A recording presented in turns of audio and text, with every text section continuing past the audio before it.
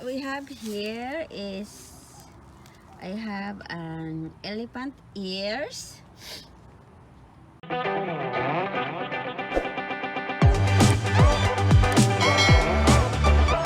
Gonna transfer this, or we're gonna put some to my bag filter for my koi pond. So what we have here, I have a pelt that I will put here and in the bottom.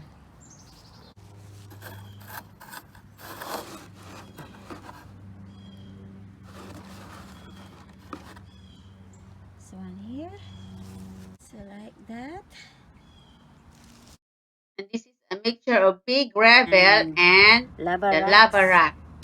Is this elephant ear that is kind of purple branch, and this green one. We're gonna put it there, right here. So here it is. We're finished now. So this is gonna make this grow.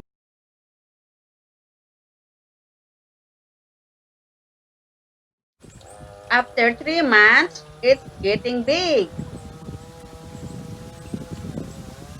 And this is our bag filter.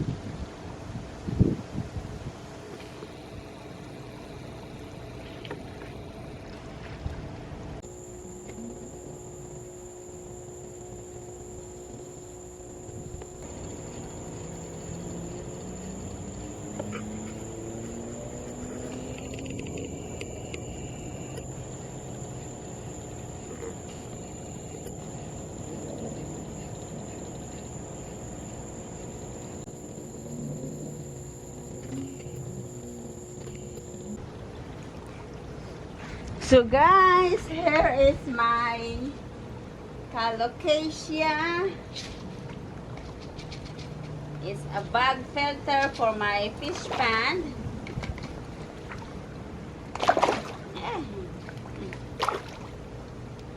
And this is the Calocasia, and this one is an Alocasia. This one, because the leaves is upright,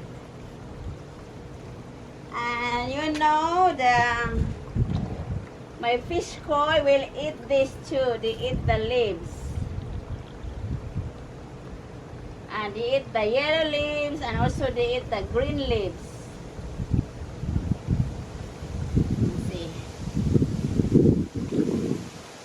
See, that one is out of leaves, or almost out of leaves. This one is out of leaves because they eat it.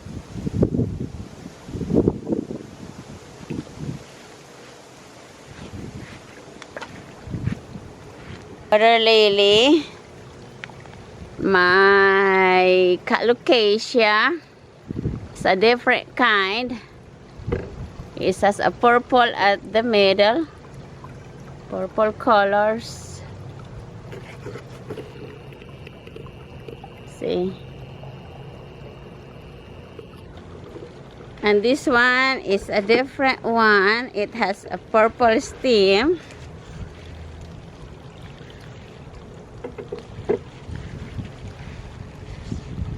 See,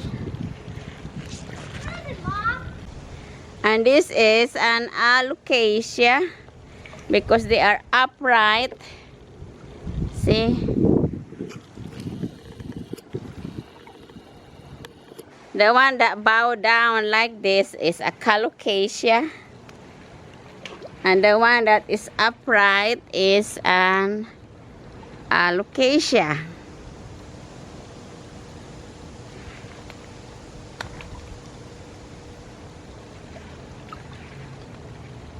And this one has a runner when they are healthy. We call this a runner. And they multiply. And then it's here. The baby Calocasia. The one that has a purple middle.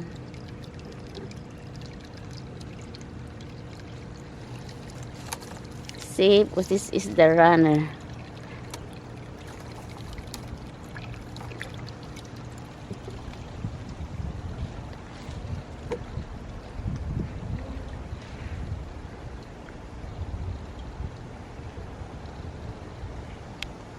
The bag filter was in this tap before,